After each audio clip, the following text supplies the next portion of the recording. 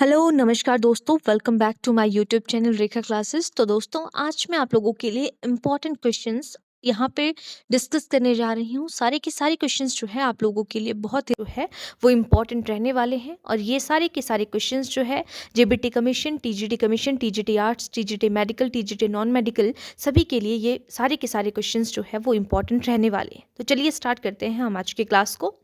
जैसे कि आप लोगों के पास यहाँ पे पहला क्वेश्चन है, फॉर एजुकेशनल रिफॉर्म, यानी कि अगर आपको एजुकेशन में बदलाव लाने हैं, एजुकेशन में चेंज करना है, effective decentralisation is possible by, यानी कि इफेक्टिव डिसेंट्रलाइजेशन, विकेंद्रीकरण जो है वो संभव है किसके थ्रू जो है संभव है। आपके पास चार ऑप्शन है। Greater involvement of cluster and block resource centre, BRC आप लोगों ने जो है वो, और सीआरसी प्रीवियस ईयर क्लास में आप लोगों ने देखा था। तो सीआरसी क्या था हमारे पास, क्लस्टर रिसोर्स आपके पास, ठीक है, रिसोर्स सेंटर। और बीआरसी क्या था, ब्लॉक रिसर्च रिसोर्स सेंटर, ठीक है, रिसर्च नहीं रिसोर्स सेंटर। ये आपके पास दो टर्म्स हमने देखी थी, बीआरसी और सीआरसी। तो ग्रेटर इन्वॉल्वमेंट हो अगर, तब हम जो है यहाँ पर विकेंद्रीकरण कर सकते हैं। एजुकेशन में बदलाव लाने के लिए जो है वो विकेंद्रीकरण पॉसिबल है, डिसेंट्रलाइजेशन पॉसिबल है अगर ग्रेटर इन्वॉल्वमेंट होगी क्लस्टर और ब्लॉक रिसोर्स सेंटर्स की।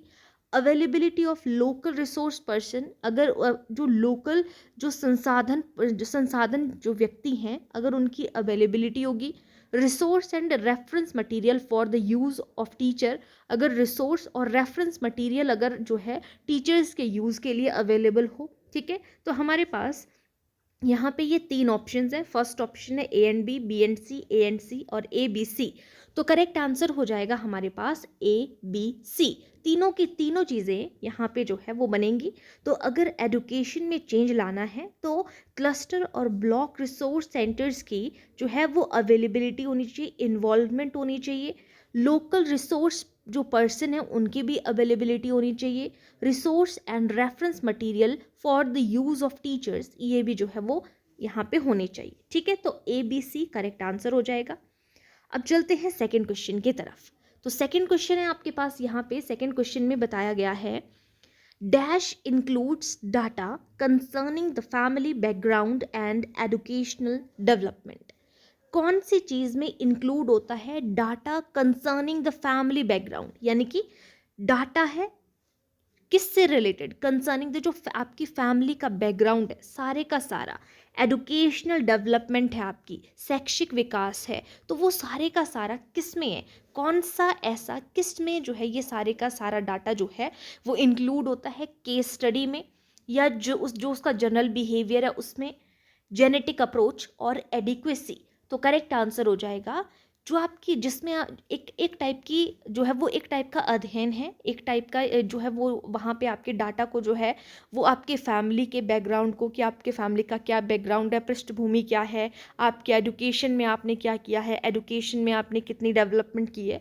तो इन सारी चीज़ों को हम क्या कहते हैं, केस स्टडी कहते हैं, कि एक बच्चे की केस स्टडी की जाती है। उसमें आपको उसकी फैमिली के बारे में भी पता चलता है और उसके जो है वो बैकग्राउंड के बारे में पता चलता है, और यानी कि आपकी जो एजुकेशन को लेके जो है वो आपका क्या विकास है वो भी पता चलता है। तो option number first correct answer हो जाएगा।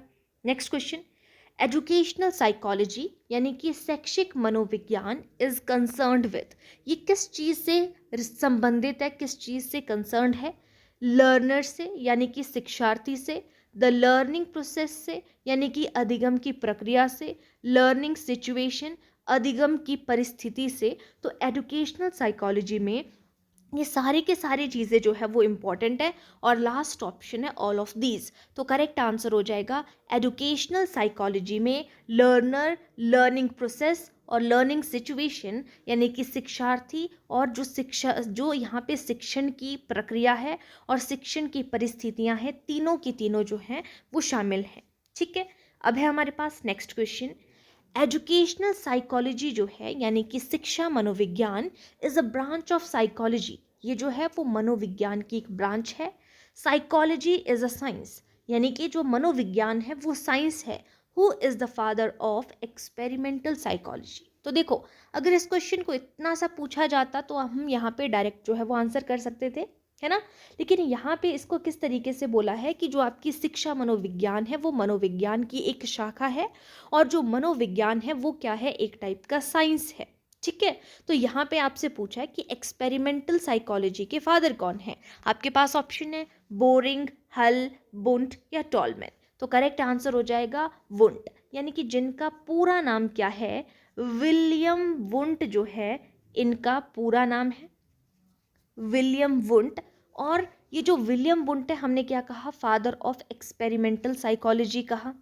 इन्होंने 1879 में जर्मनी के लिप्जिग में जो है एक फर्स्ट लैब ऑफ साइकोलॉजी जो है वो ओपन की है। तो ये आपको पता होना चाहिए, क्वेश्चन आपसे पूछ लिया जाता है। और इन्हें जो है वो फादर ऑफ स्ट्रक्चरलिज्म के नाम से भी जाना जाता है। ठीक है, 1879 में विलियम वुंट ने जर्मनी के लिप्जिग में first lab of psychology open की है। ठीक है, जिसे आज के टाइम पे कार्ल मार्क्स लैब के नाम से जाना जाता है। और फादर ऑफ स्ट्रक्चरलिज्म यानी कि संरचनावाद के पिता के रूप में या जनक के रूप में विलियम वुंट को जाना जाता है। तो ऑप्शन नंबर 3 यहाँ पर करेक्ट आंसर हो जाएगा। नेक्स्ट क्वेश्चन है, name the method which deals with only one person at a time and promotes his adjustment. एक उस मेथड का या उस विधि का नाम बताना है जो सिर्फ एक पर्सन के साथ एक समय में एक ही व्यक्ति के साथ में डील करता है, एंड प्रमोट हिज एडजस्टमेंट, और उसके जो समायोजन है, एडजस्टमेंट है, उसको भी प्रमोट करता है। तो आपके पास ऑप्शन है केस स्टडी, अभी हमने बात की, क्वेश्चनियर, क्लिनिकल मेथड और एक्सपेरिमेंटल मेथड। तो करेक्ट आंसर हो जाएगा option number A, case study. तो हमने इस क्वेश्चन को रिलेटेड जो है, जिसमें केस स्टडी और क्या होती है, जिसमें आपका जो है सारे का सारा बैकग्राउंड आपका जो है वो शामिल होता है, आपकी पृष्ठभूमि, आपकी फैमिली का, आपके एजुकेशन में क्या डेवलपमेंट है, वो भी केस स्टडी में होती है। उसमें जो है वो डाटा का संग्रह होता है। और केस स्टडी जो है एक समय में एक ही व्यक्ति का किया जाता है और आपके एडजस्टमेंट को भी प्रमोट करता है ये। ठीक है, तो option number first correct answer हो जाएगा केस स्टडी। नेक्स्ट क्वेश्चन है, the content of educational psychology includes. जो कंटेंट है एजुकेशनल साइकोलॉजी में क्या इंक्लूड होता है, शिक्षा मनोविज्ञान में, special item concerning teaching and learning. जो शिक्षण और अधिगम से संबंधित जो स्पेशल आइटम्स होती हैं वो यहाँ पे जो है वो शामिल है। एजुकेशनल साइकोलॉजी में कौन सा कंटेंट होता है वो बोला जा रहा है। सेकेंड ऑप्शन है wide range items concerning human motivation and learning. जो वाइड रेंज आइटम्स होती हैं जो कि ह्यूमन की अभिप्रेरणा और अधिगम से संबंधित होती है। स्पेशल आइटम्स जो कि प्रोसेसेस से, प्रक्रिया से, किसकी प्रक्रिया से, शिक्षा की प्रक्रिया से, एजुकेशन इन पर्टिकुलर एरिया पे हम बात कर रहे हैं, तो उसमें जो है उस प्रक्रिया से संबंधित जो है, या नन ऑफ दीज, इनमें से कोई नहीं। तो आपसे क्वेश्चन यहाँ पे पूछा गया था, स्पेशल जो कंटेंट है एजुकेशनल साइकोलॉजी में, शिक्षा मनोविज्ञान में, वो कौन सा कंटेंट यहाँ पर इंक्लूड होता है। तो यहाँ पे option number second correct answer हो जाएगा। वाइड रेंज आइटम्स होनी चाहिए जिनकी बहुत ज़्यादा रेंज हो, कंसर्निंग जो ह्यूमन की मोटिवेशन से और ह्यूमन की लर्निंग से संबंधित है, वो आपकी एजुकेशनल साइकोलॉजी में शामिल होती है। ठीक है, एजुकेशन में चेंज लाने के लिए, बदलाव लाने के लिए, अच्छे चेंजेस करने के लिए जो है इन सारी चीज़ों की ज़रूरत होती है। नेक्स्ट क्वेश्चन है, who assumed that human motives are arranged in hierarchy of potency. किसने अज्यूम किया कि ह्यूमन मोटिव्स जो होते हैं यानी कि मानव अभिप्रेरक जो है वो अरेंज है हिरार्की ऑफ पोटेंसी में, ये बोला है। तो हिरार्की ऑफ पोटेंसी किसने दिया है, ह्यूमन मोटिव्स की किसने बात की थी, नील मिलर ने 1959 में, जेनिस एंड मन ने 1977 में, जेरोम सिंगर ने 1962 में, या एएच मैस्लो ने, अब्राहम मैस्लो ने 1970। तो option number fourth correct answer हो जाएगा एएच मैस्लो 1970 करेक्ट आंसर हो जाएगा। हिरार्की ऑफ नीड भी बोल सकते हैं, हिरार्की ऑफ पोटेंसी, ये किसने अज्यूम किया था, ह्यूमन मोटिव्स आर अरेंज्ड, कि ह्यूमन के जो मोटिव्स हैं, अभिप्रेरक हैं, जो आवश्यकताएं हैं, वो हिरार्की ऑफ पोटेंसी में जो है वो अरेंज है। तो ये किसने कहा था, एएच मैस्लो ने कहा था, अब्राहम मैस्लो 1970। नेक्स्ट क्वेश्चन है, मोटिव्स कैन बी, यानी कि मोटिव क्या हो सकते हैं, मोटिव क्या है, अभिप्रेरक यानी कि वो क्या हो सकते हैं, इन्फर्ड फ्रॉम बिहेवियर यानी कि जो व्यवहार को इन्फर करते हैं, रोकते हैं, ऑब्जर्व करते हैं directly, use to explain behaviour जिनका यूज हम बिहेवियर को एक्सप्लेन करने के लिए करते हैं वो अभिप्रेरक हैं, या यूज टू प्रिडिक्ट बिहेवियर या जिससे हम व्यवहार को प्रिडिक्ट कर सकते हैं, परिकल्पित कर सकते हैं, वो हो सकते हैं। तो अभिप्रेरक क्या है, जिससे हम अपने व्यवहार को जो है यूज करते हैं, यूज टू व्यवहार को जो है एक्सप्लेन करने के लिए, यूज टू एक्सप्लेन बिहेवियर अभिप्रेरक क्या कहलाते हैं, ये आप लोगों को पता चल गया होगा। जिनका यूज हम किस चीज के लिए कर रहे हैं, अभिप्रेरक यानी कि बिहेवियर को एक्सप्लेन करने के लिए। ऑप्शन नंबर 3 करेक्ट आंसर हो जाएगा। Next question, psychologist use the term, जो साइकोलॉजिस्ट है, मनोवैज्ञानिक है, वो होम्योस्टेसिस टर्म का यूज करते हैं to describe the body's tendency, body की टेंडेंसी को डिस्क्राइब करने के लिए, टू मेंटेन अ बैलेंस और इक्विलिब्रियम अमंग इट्स, किस चीज़ के लिए, ताकि उसके बैलेंस को और उसके संतुलन को, इक्विलिब्रियम को मेंटेन किया जा सके, किसके, external physiological status among it's, उसके किसके बीच में, एक्सटर्नल फिजियोलॉजिकल स्टेटस और एनवायरनमेंट को, इंटरनल फिजियोलॉजिकल स्टेटस को, जो इंटरनल फिजियोलॉजिकल स्टेटस है उसका, कि अंदर का शरीर का क्या स्टेटस है, एनवायरनमेंट का, डिस्प्लेसमेंट बिहेवियर एंड एनसिफेलाइजेशन के लिए, अप्रोच ग्रेडियंट टू अवॉइडेंस के लिए। तो इंटरनल फिजियोलॉजिकल जो स्टेटस है उस चीज़ के लिए जो है करेक्ट आंसर हो जाएगा। ऑप्शन नंबर 2 करेक्ट आंसर हो जाएगा। ठीक है, क्वेश्चन आप लोगों के पास है, होम्योस्टेटिस टर्म का यूज जो है बॉडी टेंडेंसी के लिए to maintain the balance and equilibrium among its internal physiological status and the environment. ठीक है, फिजियोलॉजिकल जो फिजियोलॉजिस्ट हैं वो यूज़ करते हैं, फिजियोलॉजिस्ट मनोवैज्ञानिक नहीं बोलेंगे हम, वो साइकोलॉजिस्ट होता है। ठीक है, फिजियोलॉजिस्ट हैं आपके जो शारीरिक शरीर से संबंधित जो डॉक्टर्स हैं, फिजियोलॉजिस्ट, वो यूज़ करते हैं होमोस्टेटिस बॉडी की टेंडेंसी को चेक करने के लिए। कौन सी टेंडेंसी को चेक करते हैं, वो इंटरनल फिजियोलॉजिकल स्टेटस को और उसके एनवायरनमेंट को चेक करने के लिए यूज़ किया जाता है होमोस्टेटिस टर्म। नेक्स्ट क्वेश्चन, ये अभी मैंने आप लोगों को बता दिया, ऑप्शन नंबर 2 यहाँ पर करेक्ट आंसर हो जाएगा, internal physiological status and its environment. Next question है, the behaviour of the mental ill person is greatly influenced by their, जो एक मेंटली इल पर्सन है, दिमागी रूप से, मानसिक रूप से बीमार व्यक्ति है, वो किससे प्रभावित होता है, उसके कॉन्शियस मोटिव से या इनेट रिलीजिंग मैकेनिज्म से, जो जन्मजात जो मैकेनिज्म रिलीज होता है, अनकॉन्शियस मोटिव से या फिक्स्ड एक्शन पैटर्न से। तो अनकॉन्शियस जो मोटिव्स होते हैं उसके, यानी कि अचेतन, उसको यहाँ पे होश नहीं है, उसको पता नहीं है कि वो क्या कर रहा है, यानी कि वो अचेतन है, अनकॉन्शियस है। तो जो अनकॉन्शियस मोटिव्स हैं, तो बिहेवियर है यहाँ पे मेंटली इल पर्सन जो है वो इन्फ्लुएंस होते हैं, प्रभावित होते हैं अनकॉन्शियस मोटिव्स से। नेक्स्ट क्वेश्चन है आपके पास, education dash explain the gaining experience from birth through old age, education training explain, जो एजुकेशन है वो एक्सप्लेन करता है गेनिंग एक्सपीरियंस, जो उसने जन्म से लेकर जो उसकी प्रौढ़ावस्था है या ओल्ड एज है तब तक उसने जो भी एक्सपीरियंस गेन किए हैं। तो एजुकेशन की जो ट्रेनिंग है वो एक्सप्लेन करती है, एजुकेशन की फिलॉसफी एक्सप्लेन करती है, दर्शन शास्त्र या प्रोग्राम या साइकोलॉजी। तो एजुकेशन की जो साइकोलॉजी है, मनोविज्ञान है, वो एक्सप्लेन करता है कि उसने क्या अचीव किया, क्या गेन किया, क्या प्राप्त किया उसने जो जन्म से लेकर प्रौढ़ावस्था तक। नेक्स्ट क्वेश्चन है, the component of an attitude which deals with doing or at behavior level is known as, the component of an attitude, कि आपके एटीट्यूड का कंपोनेंट जो डील करता है विद डूइंग और एट बिहेवियर लेवल, कि आप क्या करते हो और आपका बिहेवियर लेवल क्या है, उसको क्या जाना जाता है, कि आप क्या करते हो, आपका बिहेवियर का लेवल क्या है, उसको कॉग्निटिव बोलेंगे, इफेक्टिव बोलेंगे। कॉग्निटिव यानी कि संज्ञानात्मक, इफेक्टिव और अफेक्टिव और कोनेटिव। करेक्ट आंसर हो जाएगा, उसे कोनेटिव बोला जाता है। कॉग्निटिव संज्ञानात्मक होता है, कोनेटिव अलग चीज़ है। तो कोनेटिव क्या है कि आपका एक कंपोनेंट ऑफ एन एटीट्यूड, आपके नज़रिए का एक तत्व है, एक कंपोनेंट है जो डील करता है विद डूइंग, करने से, और एट बिहेवियर लेवल, और आपके व्यवहारात्मक स्तर से। ठीक है, तो ये ऑप्शन नंबर 4 करेक्ट आंसर होगा। नेक्स्ट क्वेश्चन है, psychology generally deals with human, जो साइकोलॉजी है वो किसके साथ में डील करती है? फीलिंग के साथ, थॉट के साथ, बिहेवियर के साथ, या फिर all of these? Correct answer हो जाएगा ऑल ऑफ दीज। तो साइकोलॉजी बिहेवियर के साथ में भी, थॉट्स के साथ में भी, फीलिंग के साथ में भी, सबके साथ में डील करती है। नेक्स्ट क्वेश्चन है, where is bureau of psychology Uttar Pradesh situated? Bureau of psychology कहाँ पे है? लखनऊ में है, इलाहाबाद में है, या आपके आगरा में, वाराणसी में? तो आपका कहाँ पे है?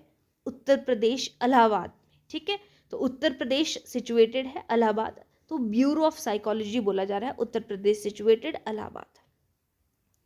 नेक्स्ट क्वेश्चन है आपके पास, educational psychology is concerned with learner, learning process, learning situation. Already हम इसको देख चुके हैं। ऑल ऑफ दीज जो है, ऑल ऑफ द अबव या all given options correct answer हो जाएगा। शिक्षार्थी और शिक्षण की प्रक्रिया और शिक्षण की परिस्थितियां सभी से में शामिल होती हैं। ठीक है, नेक्स्ट क्वेश्चन है, psychology is the science of behaviour.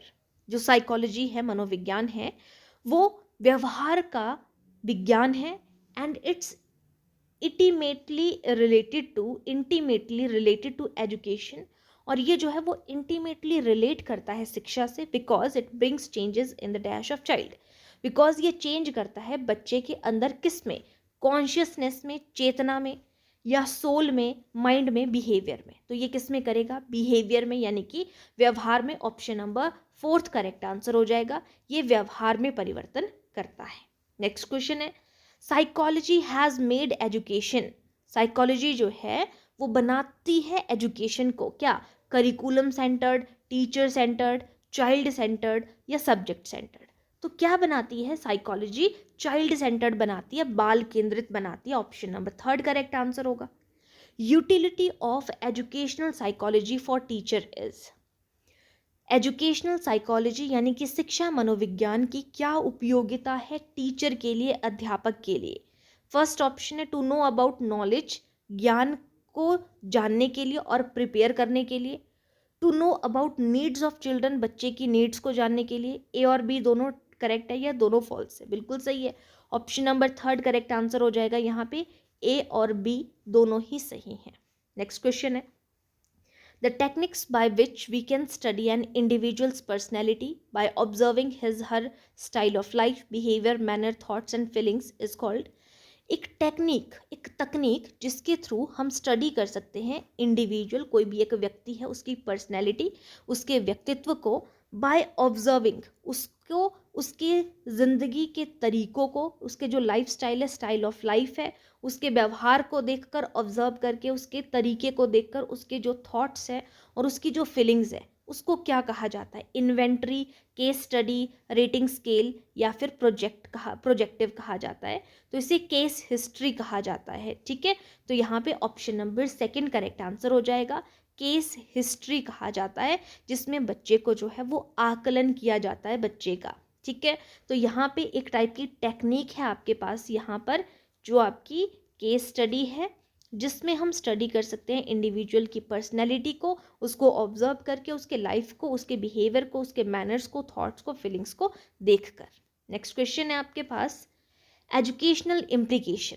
शैक्षिक निहितार्थ की बात कर रहे हैं हम यहाँ पे, शैक्षिक implication, educational implication of educational psychology for a teacher.